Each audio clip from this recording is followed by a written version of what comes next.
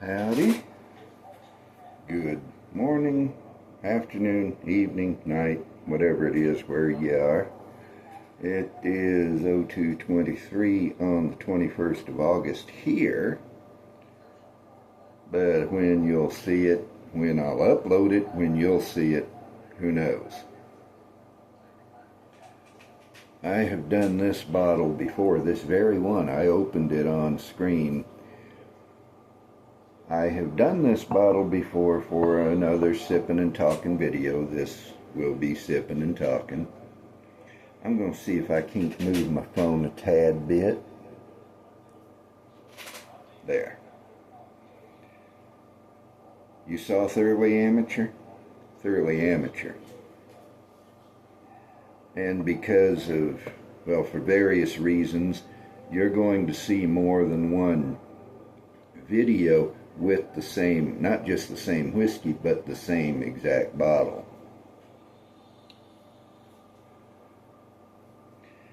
But what I want to talk about tonight while I'm sipping comes from the fact that this was the bottle that came up in the rotation as I was preparing to do this video.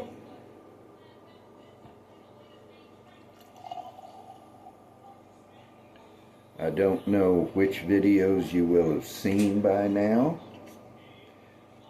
I don't know when I will upload this. I'm going to put that over there. Where I'm a-setting tonight is not where I normally set. Instead of having the edge of the marble cutting board over here, it's right here. Next time I think I'll set up different, more that way. But whatever bottle I use for Sippin' and Talkin' videos is the bottle that I would be drinking at that time if I were not making any video. And this one, of course, is Knob Creek 9-year.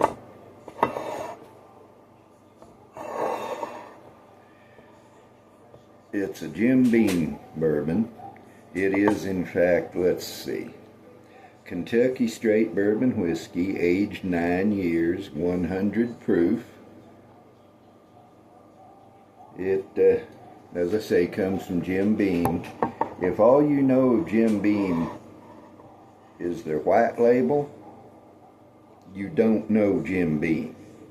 If all you know of bourbon or whiskey is Jim Beam white label or Jack Daniel's black label, you don't know bourbon, you don't know whiskey. And that's kind of leading me back into, are we dancing now? Yes, and badly. It's kind of leading me back into where I want to be. Now, I have videos on my 5 favorite whiskeys and the 5 whiskeys I recommend for beginners, which are not the same lists. Those are old videos. Eventually maybe I'll redo them, but I went through those 30 some odd, 32, 36, whatever it was. Oh, my brain went completely blank. But it's a whole playlist where I just answer questions and thus provide information on whiskey for beginners. Terribly, terribly, terribly amateur. More amateur than what you're seeing now. You might go back and watch them, though. Even the 2 I mentioned, the 5 favorites and the 5 for beginners, those have changed some as I've gained more experience, learned more. But still, you can get interesting, important, useful information from those videos, because that was the whole point of this whole channel. To take information that's useful for someone who's new to whiskey and put it in one place. I couldn't find that one place when I was looking for it. I therefore created it. But there are some bourbons that are, I don't want to necessarily say for beginners, but are kind of entry level to a particular line, let's say. This Knob Creek 9-year, I hesitate to use the term, but it's the lowest of the Knob Creek line. They don't make it in any lower than 100 proof. They don't make it any younger than 9 years, which is a respectable age, by the way, for a bourbon due to the climate. You get Scotch that's 10, 12, 14, 15 years old, it is roughly equivalent in age to a 9-year bourbon.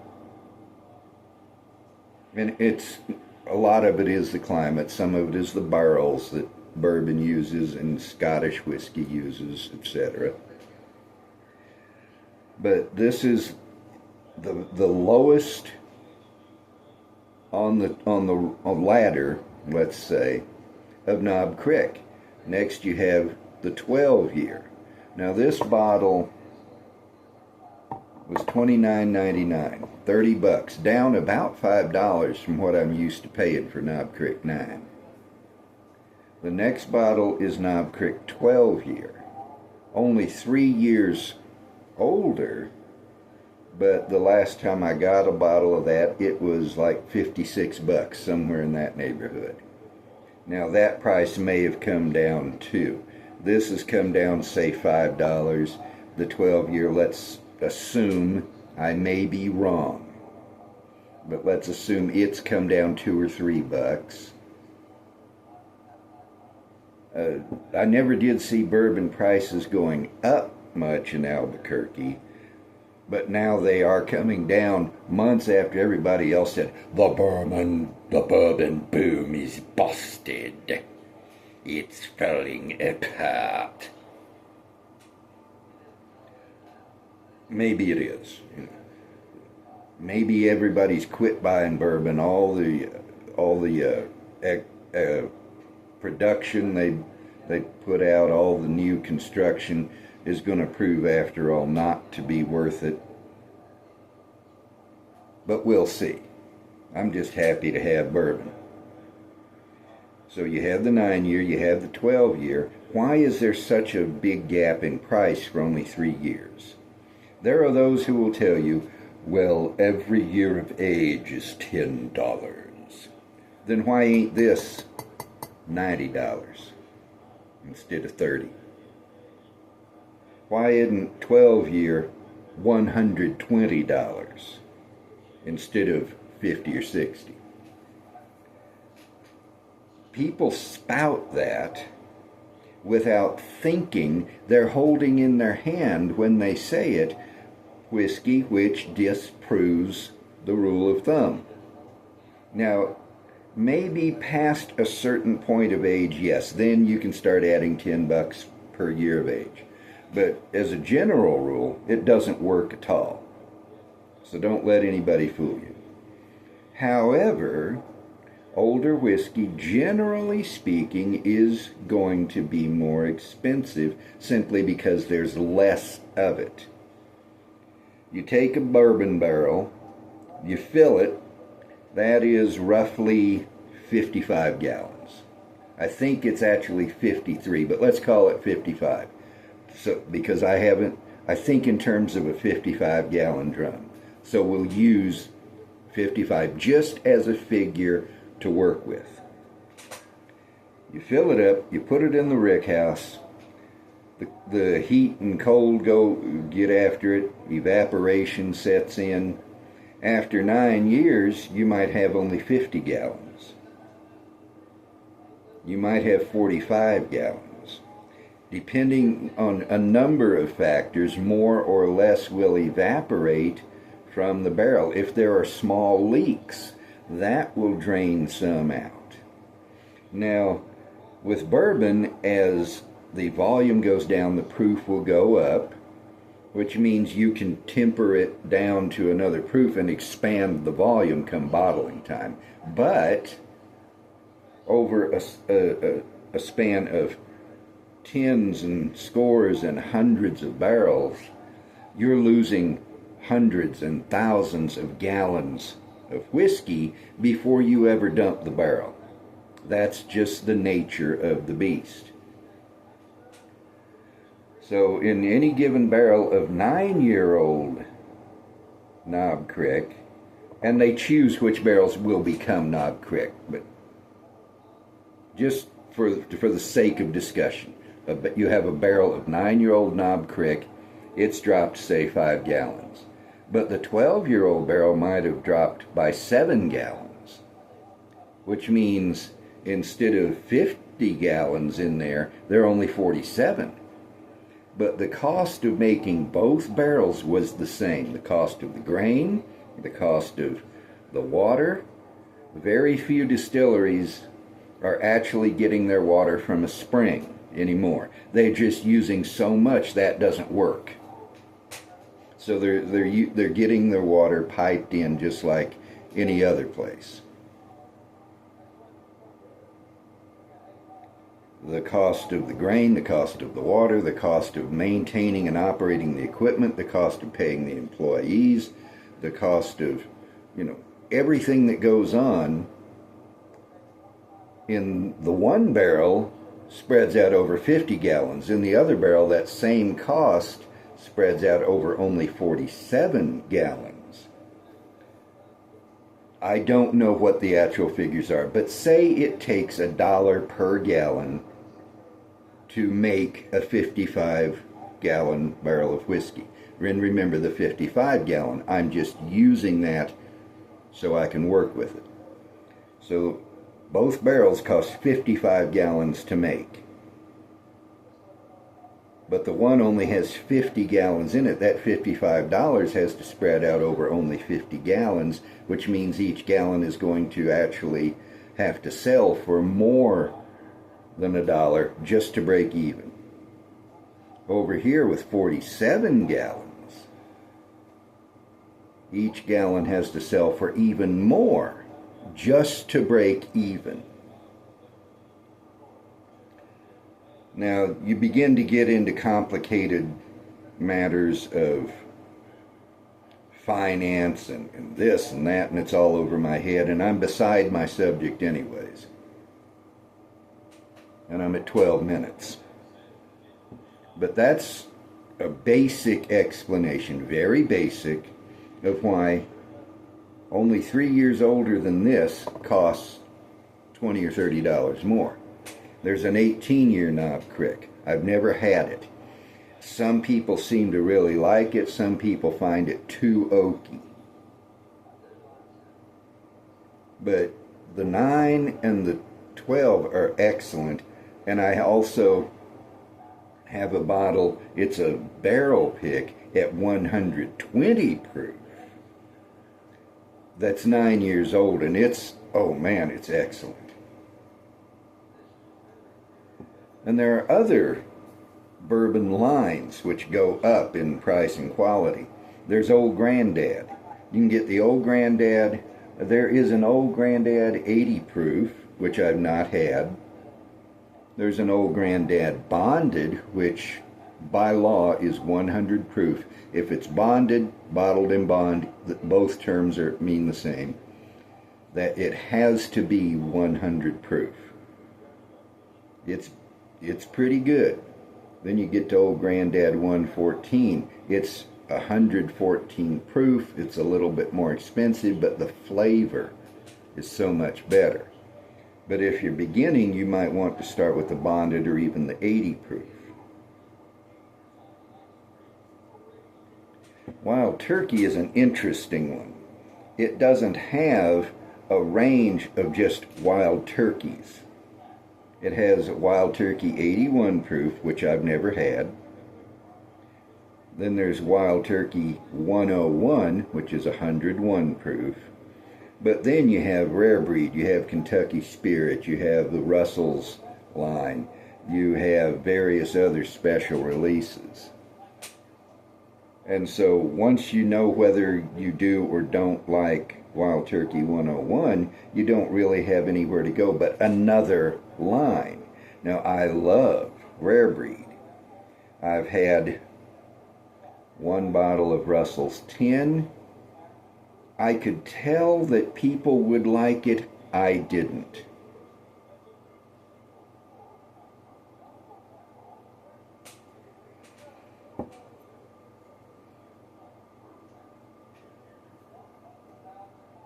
"15 minutes in, I take my first sip."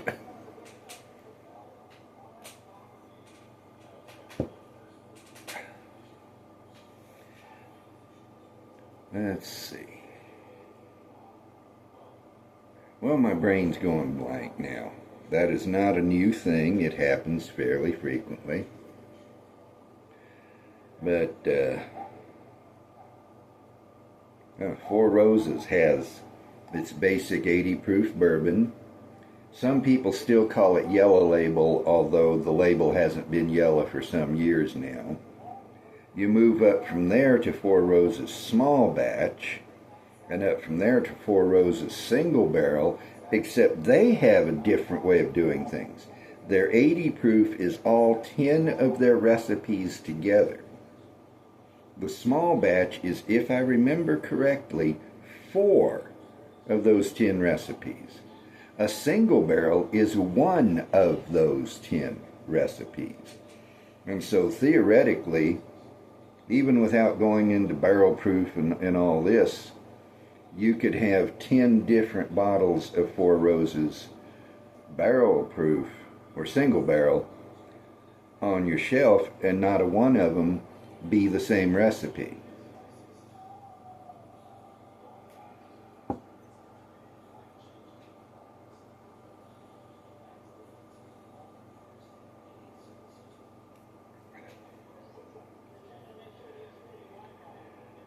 Now, if you are just starting in whiskey, then this whole channel's for you, obviously. Whiskey for Beginners. At one point I wanted to call it Whiskey for Beginners by a Beginner, but I realized I wasn't always going to be a beginner, and after 4 years I don't think I really qualify as that anymore. But if you are new to whiskey, you probably don't want to start with Knob Creek. You want to look for the 80 proof stuff. Not necessarily too cheap. There are whiskeys out there, there are bourbons out there. Bourbon, by the way, is whiskey. Don't you ever ask what's the difference between bourbon and whiskey. That's like asking, what's the difference between a Volkswagen and a car? I don't know how well you'll be able to read the label, but it is Kentucky Straight Bourbon Whiskey. Anybody who drinks bourbon and thinks of bourbon as separate from whiskey is not reading the label on his own bottle. Or he's reading it and he's too dumb to figure out that bourbon whiskey means bourbon whiskey. Or he's just ignoring it. And why would somebody ignore that? Well, habit. I've been drinking whiskey going on 4 years now, and it amazes me, people who've been drinking whiskey for decades, who know far more about it than I do, and talk about bourbon and whiskey. And they're not dunces. Well, maybe some are, but they're not all dunces. They have just somewhere, somehow, probably before they even started drinking whiskey, got into this habit of mind which says bourbon and whiskey. And of course, that's like saying Fords and cars, or Coke and soda, or Folgers and coffee, or rye bread, or rye and bread. Hopefully you're getting the point. This is not separate from whiskey. It's a kind of whiskey. There's Scottish whiskey, Irish whiskey, Indian whiskey, Japanese whiskey, rye whiskey, corn whiskey, bourbon whiskey, barley whiskey. You can subdivide the overall category of whiskey umpteen zillion ways, and one of those categories is bourbon whiskey. And as with all my sipping and talking videos, I may have a specific direction I start in, and I wind up going like this because I am wandering all over the map. Oh, what? I'm weird? You just now figured that out? Bless your heart.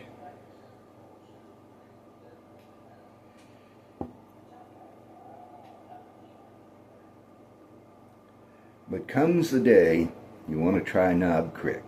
You've tried Four Roses, you've tried Wild Turkey, you've tried this, you've tried that, you've tried the other. You've gone through a bunch of 80 proofs, found out that some of them aren't so great. On the other hand, neither are some of the 100 proofs. But you'll get there. Tried a bunch of 80 proofs, you've worked your way up to some 90 proofs. And there's a range from 80 to 90. I'm just calling all that 80 proof. From 90 to 100, I'm just calling all that 90 proof. It's a range, really. You know, there's whiskey that's right on 90, there's 92 proof, 96 proof, etc. But you come to the 100 proofs. Well, there you've got everything that's bottled in bond. That's one thing the bottled in bond laws make definite. You don't have to wonder what proof it is. It's 100 proof by law. But you come to that level, the 100 proofs, and you say, I've heard tell of Knob Creek, people seem to like it, let me try it. Start with this.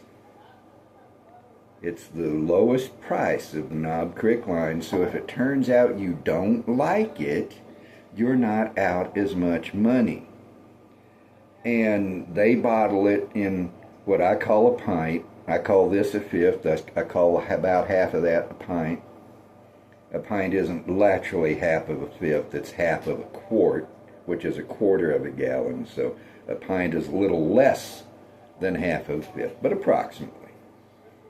And of course, fifth and pint are approximations of the metric measures. A pint is a 375 milliliter. 1 milliliter is 1,000th of a liter. 2 liters is approximately 1 gallon. The metric system makes a ton more sense, but it's a whole different language to me. It's like if all of a sudden I had to try to learn to speak Russian. It wouldn't work too well. But you can get those pints of Knob Creek, and you can try it there for still less money. If you like it, then you can go for the fifth. If you really like it, you can go for the 12 year. You can look for the 18 year, which is going to be expensive. You'll remember the little lesson I went through on that. You can look for a store pick. Now, not all picks are equal. You go into a big chain like Total Wine, you might have a pick, but did a group of people from the store go to the warehouse, taste several barrels, compare them closely, and decide this is the best barrel? Maybe. But it's also possible that the store just said, give us a barrel pick. And somebody from the distillery went out there and said, yeah, that's pretty good. We'll do that. With a smaller liquor store, you're more likely to get a good pick. Of course, now I haven't done any of this for various reasons. But you can hook up with a whiskey society where you are. If you know, there are various whiskey clubs here and there. You can get involved online.